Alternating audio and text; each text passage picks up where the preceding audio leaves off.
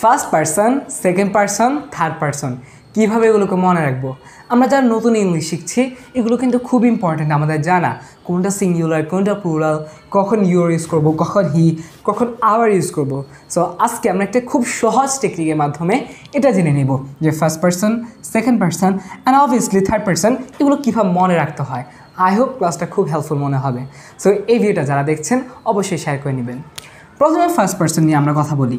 দেখুন ফার্স্ট পারসনের ব্র্যাকেটে আমি লিখেছি আমি, অ্যান্ড দেন কিছু ওয়ার্ড লিখেছি।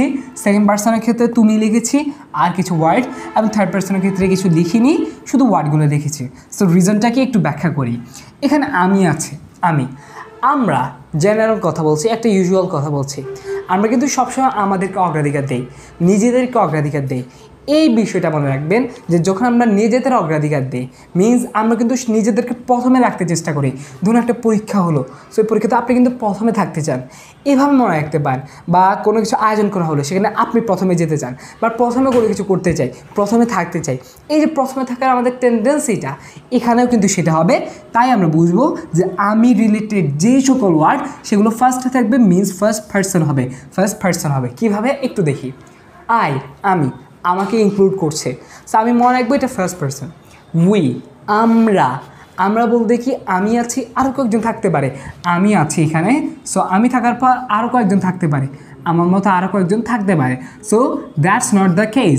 আমি আছি তো হলোই। তো উই, আমি আছি, এই জন্য আমরা এখানে ফার্স্ট পারসন ইউজ করবো, যেহেতু আমি আছি, ওনা থাকুক বা না থাকুক, আমি আছি এই জন্য ফার্স্ট পারসন। মাই, আমার, আমার। সো আমার বলতে আমরা কী বোঝায়? আমার বলতে আমরা বোঝায় যে আমি, এই অস্তিত্বটা কিন্তু আছে, যে আমি মানে নিজের অস্তিত্বটা বা এক্সিস্টেন্সটা কিন্তু আছে। সো যেহেতু সেখানে আমি আছে, সেহেতু আমরা এটাকে ফার্স্ট পারসন ধরবো। আওয়ার, সেম ধারণা, সেম জিনিস। আওয়ার মানে কি? আমাদের। সো আমাদের বলতে কি? আমার, আমার বলতে কি? আমি। সো আওয়ার, আমাদের, আমাদের মানে কি? আমরা 2-3 জন আছি, এখানে 2 জন আছে, এখানে আমি একজন। সো তখন কিন্তু সেখানে আমার একটা এক্সিস্টেন্স থাকে, অস্তিত্ব থাকে। তো যদি তখন আমরা সেখানে থাকি, এই ক্ষেত্রে আওয়ার বলবো আমাদের। আওয়ার, আমাদের, এবং আমাদের বলতে বোঝায় কার? সেখানে আমারও আছে, এই জিনিসটা আমারও আছে, আমাদেরও আছে। যেহেতু আমাদের সেহেতু আমার, এবং আমার বলতে আমরা আমি বোঝাই। সো ফার্স্ট পারসন এটাও। আসের ব্যাখ্যাটা কীভাবে দেওয়া যায়? এটাও সিম্পল, এটাও তাদের মতো। আস মানে কি? আমাদের কে? আমাদেরকে, আমাদেরকে দাও, গিভ আস, আমাদেরকে দাও। সো আমাদেরকে মানে কি? আমাকে দাও, আমাকে। এখানে যদি আমরা মি অ্যাড করি তাও প্রবলেম হবে না, মিও বলা যায়। আমাকে দাও, আমাদেরকে দাও। যদি নিজের অস্তিত্ব থাকে তখন আপনি সবসময় ফার্স্ট পারসন ইউজ করবেন। আমি যুক্তিটা কি বলেছি, এবং যুক্তিটা হলো যে আমরা সবসময় নিজেকে অগ্রাধিকার দিতে পছন্দ করি, প্রায়োরিটি দিই। এই জন্য এখানেও ইংলিশ ও পার্সনের ক্ষেত্রেও নিজেদের সম্পর্কিত যেগুলো আছে সেগুলো ফার্স্ট পারসন, এভাবে মনে রাখবেন। সেকেন্ড পারসন, তুমি, আমি, তুমি, আমি আপনার সাথে কথা বলছি। সো আমি নিজেকে ফার্স্ট পারসন ধরলাম, আমি নিজেকে প্রায়োরিটি দিলাম, আপনি আছেন বাকি। সো আপনি যদি বাকি থাকেন, আপনি কি? Second person. সো এইভাবে আমরা মনে রাখতে পারি যে আমি নিজেকে তো ফার্স্ট পারসনে নিলাম, আমি নিজেকে অগ্রাধিকার দিলাম, প্রায়োরিটি দিলাম। এখন আমি আপনার সাথে কথা বলছি, সো সেকেন্ডে কি? আপনি বা তুমি। তো তাহলে তুমিটা সেকেন্ড পারসন, এবং ইউ হতে পারে তুমি, আপনি যেটাই বলি না কেন, তুইও হতে পারে, ইয়র, তোমার, ইয়র্স, তোমাদের, আপনাদের। এবার মনে রাখবো যে আমি তো আছি, এখন আমার সাথে যে কথা বলছে বা আমি যার সাথে কথা বলছি সে কিন্তু, আমি ফার্স্ট পারসন হলে সে কি? সেকেন্ডে নিশ্চয়ই।